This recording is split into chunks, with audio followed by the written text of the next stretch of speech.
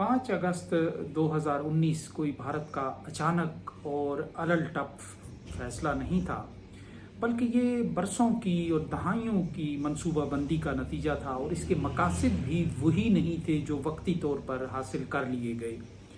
इसके मकासद भी बहुत देर पा और दूर रस असरात के हामिल थे। ये एक ऐसी मंसूबाबंदी थी जिसका मकसद कश्मीर के इस्लामी तशख़्ख़ुस को तब्दील करना और इसकी डेमोग्राफी को, यानी जो आबादी का तनासब है उसको उसको तब्दील करना, इसका बुनियादी मकसद था। और इसके लिए भारत ने बरसों की मंसूबाबंदी की और बरसों बहुत आहिस्ता रवि के साथ स्टेप्स बढ़ाए, क्योंकि भारत को ये ख़तरा और ख़दशा था कि इस इक़दाम का जो नतीजा है या रद्द अमल है वो पाकिस्तान की तरफ से और कश्मीरी अवाम की तरफ से बहुत खौफनाक हो सकता है। और आलमी सतह पर भी, चूँकि कश्मीर एक मुतनाज़ा मसला है, इस पर मज़ाहमत हो सकती है। तो बरसों बाद जब भारत ने बहुत अपने लिए हालात मुवाफ़िक देखे तो उन्होंने कश्मीर की इस अलग शनाख्त को, अलग हैसियत को, जो उनके आइन में तो बराए नाम रह गई थी लेकिन कश्मीर की सरजमीन पर उसका वजूद बहुत ताकतवर और तवाना था, उसको तब्दील करने के लिए आखिरी जस्त लगाई। और लेकिन इसका बुनियादी मकसद तो ये था कि कश्मीर की जो आबादी का तनासब और तशख़्ख़ुस तब्दील किया जाए।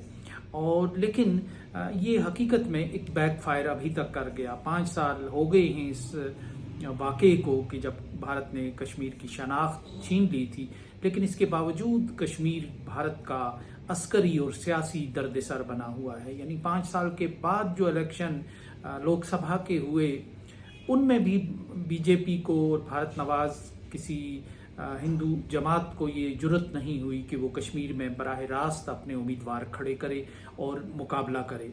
और ये इस बात की दलील है कि कश्मीर के लोगों का मूड और मिजाज है वो अभी भी अपनी जगह पर है और आज़ादी पसंदाना है और वो कोई कंप्रोमाइज़ करने के लिए तैयार नहीं है। इसी तरह नरेंद्र मोदी ने ये बताया कि 5 अगस्त के बाद कश्मीर में सब गुड्डी गुड्डी है, सब अच्छा है, सब बेहतरीन हो चुका है, लेकिन कश्मीर की वादी से निकल कर अब अस्करियत जो है वो जम्मू में मुंतकिल हो गई है और बड़े ज़ोरदार और गोरीला तर्ज के हमले हो रहे हैं, मुनज़्ज़म अंदाज से, तीर बहदफ अंदाज से। और ये भारत का के लिए एक नया चैलेंज बन गया है, उसके दावों के लिए चैलेंज बन गया है। और ख़ुद भारत के दानिश्वर परवीन साहनी जैसे लोग कहने लगे हैं कि भारत कश्मीर की बंद गली में फंस कर रह गया है।